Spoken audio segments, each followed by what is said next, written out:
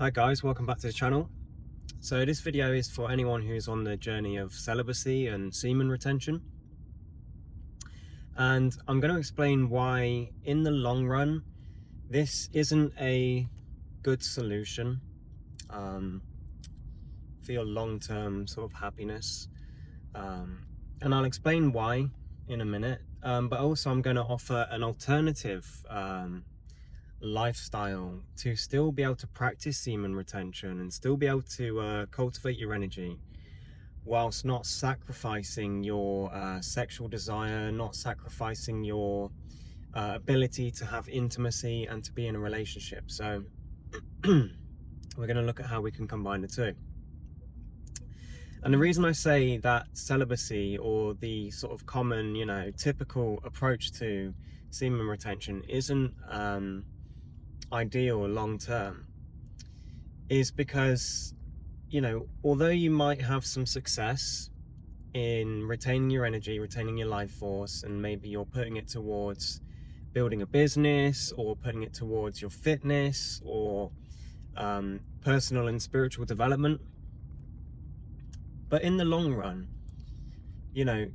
it's not helping you to become more present and more connected in relationship. And as human beings, relationships are a fundamental part of our lives, and for anyone who's on this journey, right now it might be working for you, but what about in 5 years time, 10 years time? You're gonna want to have a relationship. You can't do celibacy forever, although some can, but would you really want that? No. Well, I know I wouldn't. So we can practice celibacy, practice semen retention, but then when it comes to being with a woman, we're completely unequipped, and we don't manage our sexual energy, we just repress it. So that doesn't set us up for success in dating and relationships. We want to be actually be able to work with this sexual energy, to be able to generate arousal and to be able to spread that energy without losing our energy, and engage in sexual activity. And also the typical nofap and semen retention approach, it links ejaculation to shame, even if that's unconsciously, because there's this kind of idea that if you ejaculate, then you lose your energy and you've kind of reset yourself, and you call it a relapse, and you might beat yourself up. So let's say you practice celibacy and retention for like a year, 2 years, 5 years, however long, and maybe you make great progress in your life. Eventually you meet the woman of your dreams, right? You've had some success, you've worked on your appearance and your health and fitness, you've built something meaningful, and then you begin getting into a romantic relationship, and now you're having sex, and subconsciously the program or the narrative might be one of guilt and shame, because you're no longer retaining your energy. This practice which managed to get you so far in life, which you were very committed to, you can no longer practice because you're engaging in sex. And if you want to be in a relationship, you're gonna have to be engaging in sex, right? So, and we all, let's be honest, as humans, we all want to be in a relationship at some point or another. Maybe not now, but we definitely will want that. So this approach of celibacy and semen retention is not good, ideal long term. For someone who's struggling with porn addiction, or if your life's in a real mess, or if you're constantly chasing lust, and casual sex, then yes, this path can be a good one for you temporarily, or sort of in the short term. But for a holistic approach, for something that is sustainable and something that is going to benefit us in the long run, in relationship, is to do the other approach to semen retention. And this is sexual mastery. and it is energy cultivation. So the key difference here is, in sexual mastery, we're learning to work with sexual energy as opposed to repress it, which is what the general kind of approach to nofap is, and celibacy is just to not act on it. You know, don't masturbate, don't watch porn, don't hook up, and just kind of ignore that part of us. And that's, you know, that's not ideal, because we as humans, we want to express sexuality. You know, it's a very fulfilling thing. And it's a big part of life, you know, and if we deny ourselves of that, then we're doing ourselves a massive disservice. So what we want to be able to do is to still practice retention, still practice building our life force, but also express our sexual desire and have sexual pleasure and experience orgasm and things like this, and connection and intimacy, you know. So this is the real middle path, because you're kind of combining the best of both worlds, you know. And we are able to do this by learning about the practices, the ancient Eastern practices of tantra and the Taoist sexual practices from Taoism.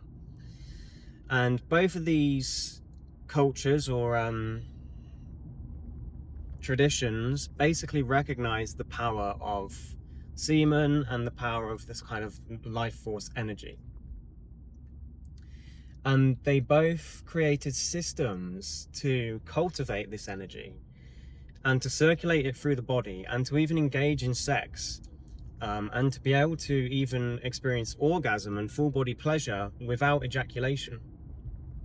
So the key learning here is that ejaculation and orgasm are two separate processes. Now, in most men, they happen almost instantaneously, so we confuse them to be the same thing, you know. But realistically, the ejaculation is a physical process where the nervous system gets triggered and the muscles in the pelvic floor contract, and then the sexual fluids come out. So that is ejaculation. But orgasm is an energetic phenomenon. It's a wave of feeling, it's a wave of pleasure in the body.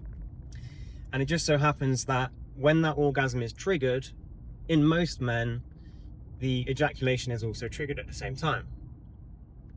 But the practice of tantra actually helps us to learn how to separate those two, to build up sexual energy, to spread it through the body and experience pleasure in your whole body, not just in your genitals,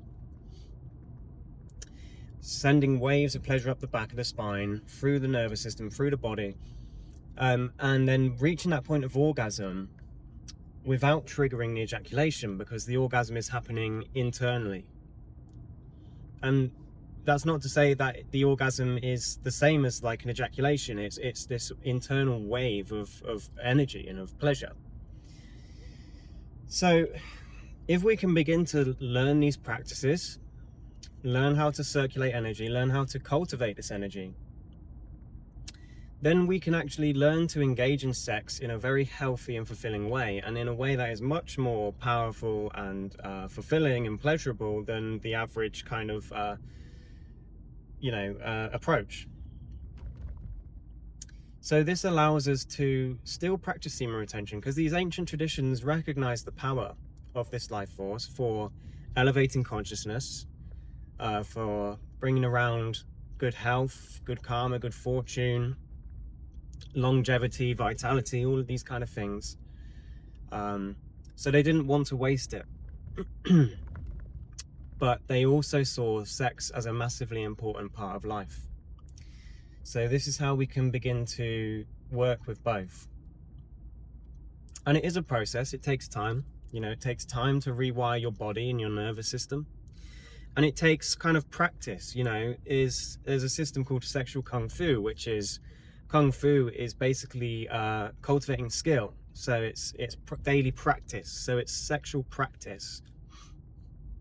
Learning to recondition the pelvic floor, to recondition those contractions. It's about learning to breathe more deeply and circulate energy through visualization and through using the breath.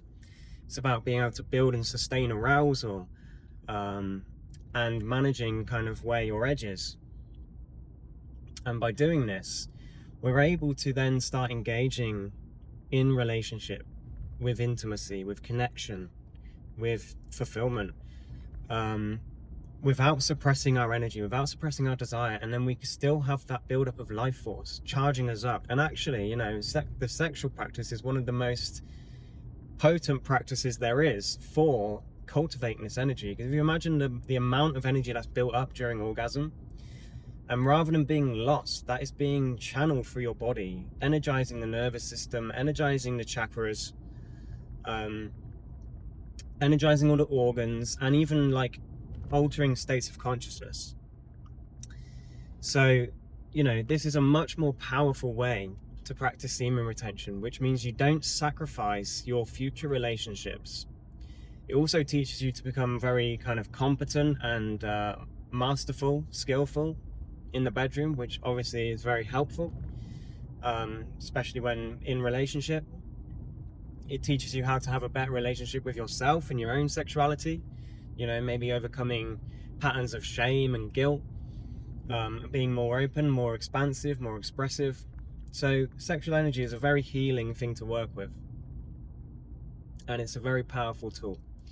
So that sums up the path there. You know, for anyone who is practicing retention or celibacy, don't get me wrong, it's a great practice, but there's this added element to it which takes it much deeper, and it makes our lives and our sex lives much more fulfilling, and it means that we're able to connect. And this is a much more sustainable long-term lifestyle. You know, semen retention, celibacy on its own is only really maintainable, sustainable, if you're just going to be single forever. You know, and no one wants, well, I know I can speak for myself, I don't want that, you know, and I want to engage in a relationship. You know, I want to experience sex. So this is how we can manage to do both. So I hope that video was insightful. Subscribe for more videos on self-mastery, on energy cultivation, on tantra and working with the energy, personal transformation, spiritual development. If these things interest you, subscribe to the channel, keep an eye out for more videos, and leave a comment. Let me know what your thoughts on that are. I appreciate your time, and see you in the next one. Cheers.